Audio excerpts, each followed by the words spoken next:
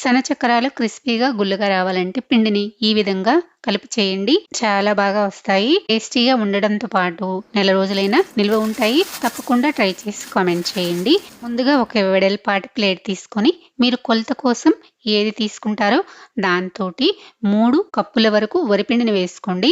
అదే కప్పుతోటి 1 కప్పు పుట్నాల పప్పు, అలానే పావు కప్పు సగ్గుబియ్యము మిక్సీ గిన్నెలో వేసేసుకొని ఇలా మెత్తగా గ్రైండ్ చేసుకోండి. ఇక్కడ సగ్గుబియ్యం మీ ఆప్షనల్ అండి. నచ్చితే వేసుకోండి, లేదంటే స్కిప్ చేసేయండి.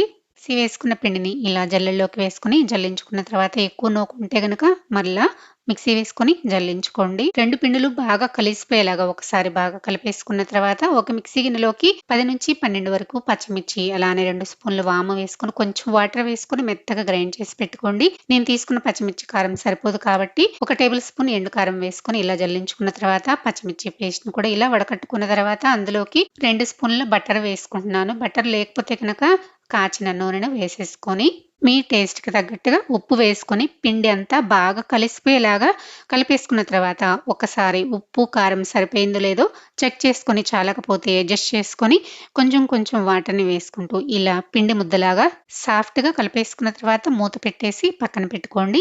ఇప్పుడైతే నేను చేసుకుంటుంది సన్న చక్రాలు కాబట్టి ఇలా సన్నగా ఉన్న ప్లేట్‌ని తీసుకున్నాను. ఈ పిండితో సన్న చక్రాలే కాదండి, లావు చక్రాలు అలానే చెక్కపకోడీలు కూడా చేసుకున్నా చాలా బాగుంటాయి. ఇలా పిండిని పెట్టేసుకొని బాగా హీట్ చేసుకున్న ఆయిల్ ఇలా చక్రాన్ని ఒత్తేసేసుకొని గోల్డ్ కలర్ వచ్చేంత వరకు ఫ్రై చేసి సర్వ్ చేసుకోండి. ఎక్కువ రోజులు నిల్వ కూడా ఉంటాయి. వీడియో నచ్చితే లైక్ చేసి సబ్స్క్రైబ్ చేసుకోండి. Thanks for watching.